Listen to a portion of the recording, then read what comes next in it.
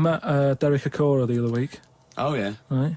Now, who's he? Which one's he? He's... Is he a medium? He can contact the dead, is that right? He just chats to him and that, passes messages on. Nice of him. So I said, tell us something a bit weird and that. So he said, what do you want to know? I said, just something weird. So he goes, all right then. He said, here's one for you, right? And he said, there's this pub out in the country. And he said, there's this mug. Do you know those old mugs that they have? Where they used to like leave their own cup knocking like about, didn't they? Oh, yeah. The tankard thing. Yeah. So there was one of them mugs in there, right? And everybody... Tankard, let's use tankard if we've established that's the word. Tankard, yeah. Because you're the only mug in this story. Right. Believing it all. High five. Great. So this tankard's knocking about, right? And everyone who's running the pub keeps going, I wish they'd stop leaving this tankard about, right? And they pick it up. It must be a pain. Having a tiny, small tankard in a pub, that must be a real grind. So every time they sort of picked it up and went, we'll have to wash that, and they popped it on a different sideboard. Next thing you know, that person who's touched it died, right? Sure. So They must have been getting through bar staff. So they kept getting a new staff and that. And they were like, what's the connection here? Right? What's the connection here? Oh, God. So they get a vicar in. Of course they do. And they go, look, there's a lot of weird stuff going on here. This tankard, every time someone touches it, they die. So he said, leave it with me. He gets his special water out and what have you. He comes round, does a little prayer, sprinkles it. He goes, right, not a problem, don't worry about it. He picks it up, chucks it in the bin. Guess what? What? Dies in a crash on the way home. Because he picked it up. Well, but Carl, you're telling me this like it's fact, and I'm meant to go, that's amazing. Derek Akora, he told me. Carl, I have no opinion of that story, other than I'm pretty sure there was absolutely no connection between touching the tankard and him dying. That's all I'm sure of. It's not just him, though, is it? I'm not going to even contest the chain of events. All I'm saying is there is no connection. There is no connection possible because I believe in logic and the laws of the universe. Yeah, but what I mean, you never pick up a vibe of... I've got a mate, right, who he's living in this big stately home, right, and he's living in there now. He pays £100 a month. There's about 80 rooms. Gee. And it's this big stately house and what have you. And I went down there. He said, come down and have a look, right? And from outside you go, this is brilliant. It's like something out of... like the Man of Born or something. You go, this is impressive. But then when you get in, it's like, it's a wreck. And we go in, and all the floors are like a wreck and rotten and stuff. And I looked at the wall, and there was like a little piece of paper stuck on the wall, right? And I said, what's this here? So I wandered over, right? Got right up close to it, and somebody had wrote it. Somebody had wrote it? Oh. Somebody had rotated. Right, go on, so sorry. There's a little sign there, right? And I go up to it, and it says flies, right, with an arrow. Flies, like flies this way, right? I think that's a bit weird. So I follow the arrow, right, which goes to this corner where there's a shelf, about 3,000 dead flies on it. Oh my God. Condom stuck on the top. You might remember in the first podcast, I was telling you about this scary house that my mate lives in, where he's like a security man. You're not like a security man, are you? What are you? Well, I just look after it. You just look after it and that. He just looks after it.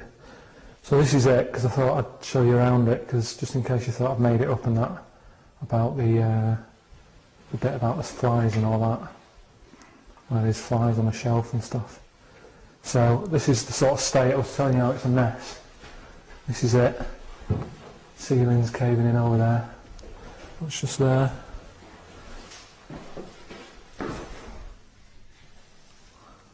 Pair of pants.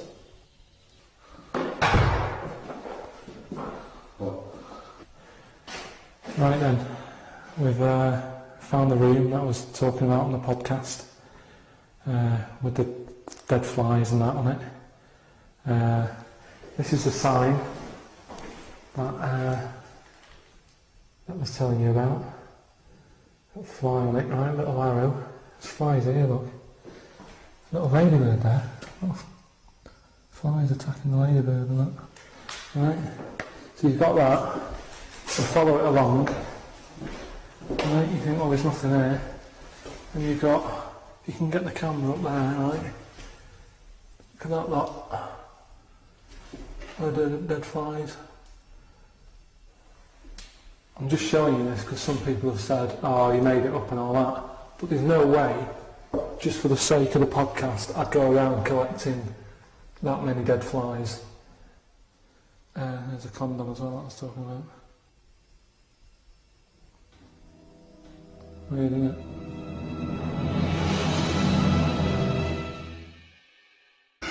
That's weird, isn't it? That is weird. That is weird, right? So I'm looking at that, and there's loads of stuff on the floor and that bits of paper. Picked up this bit of paper, right? And it had, like in biro and that, it looked really old, like it'd been there years.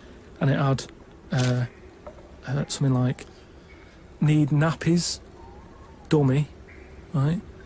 Blankets, blah, blah, all this, like, all stuff for, like... And I turned it over, right? And it said, none of this now needed, baby dead. Right. Now that's weird, isn't it? Now that's what I'm talking about when you get a bad vibe. You go, that's who's been in here. It's bad vibe. It's just based on the fact that Your mate's in charge. yeah, that's terrifying. I mean, yeah, so it's like saying, are we scared of the dark? Yes, I understand why people are scared of the dark. I'm a little bit scared of the dark. You're walking along. Because you don't know what's in it. Yeah, you don't know what's in the darkness. That's why people get nervous. It doesn't mean you have to make the leap then that you've got some paranormal sense. Oh my God, I'm Karl Pilkington, and hang on, just like Derek Acora, I have sensed something strange and evil in this room. Wait a minute, there's some flies in a condom. I was right all along. That is weird. Flies in a Johnny equals badness. The flies in the condom was weird. It's enough. weird. I don't know. But the note. Yeah. I just think of his face when he saw that, reading it by torchlight. You must have been terrified. It's a bit odd, isn't it? Right, and there's this one. I say, show me that you've got one. No, right, and there's this one that's knocking about. Go on. That what it is. Say if I'm in a pub, right, and I'm just doing a crossword or whatever. Unlikely, but go on. And there's some woman who's walked in, right, and she's staring at me. Yeah. I know she's looking at me, and I look up and I look round, she's looking at me. Right. And they're saying that's a new sense that they found out from, like, you know, doing tests and what have you. Yeah, it's rubbish. And they're saying okay. that's been around since like man and dinosaur was knocking about. They've stopped. No, they've because explained I think it's safe to assume that, you know, that with your perfectly round head, people are always stopping and No, looking. but they explained I mean, it. you just know that there's probably going to be someone there if you look right. They said it's from the time when, like, caveman was, like, wandering about, and he'd go, hang on a minute, and he'd look round, there's a dinosaur there or whatever, and he'd leg it. This is nonsense. One, not- I hate it when people use the term when caveman was wandering around. Caveman and dinosaurs. Oh, they used to live together. Yeah. Oh, that's the same era. Yeah. What have you been watching? Raquel Welch. What do you mean? Well, what do you mean caveman wandering, knocking around with a dinosaur? You know, the Flintstones is only partly based on fact. Dinosaurs and man did not coexist. The dinosaurs had long gone before man arrived. Extinct. Kaput. You don't believe us? Well, you don't believe it because you've seen... Because you saw that film where they took pictures of lizards and magnified them and put them next to men in films so they looked like they were fighting. Yeah. No, but why couldn't that have happened? What is the film with Raquel Welch? A Million Years 10 BC. A Million Years BC or A something. Million Years BC. Brilliant. Yeah. Yeah. No, but She had a sort of woolly mammoth bikini. Fact. why wasn't the dinosaurs back then just like how we have dogs now, in a way? He's watching the Flintstones. He's watching the Flintstones. He's thinking of the Flintstones. Yeah. That's what he's when thinking. he puts out the saber-toothed tiger. Yeah, and then yeah. Dido And he puts mixes in. his concrete in a pelican. Yeah. I just think that there must have been a crossover point. Why? Why did you say that? Why do you think there must have been There a must crossover have point? been. Because if nothing was knocking about at any point, how did anything carry on? I know. Exactly. Why didn't Hitler meet Nero? It's weird, isn't it? There must have been a crossover. They must have met somewhere. They must have met at a party somewhere.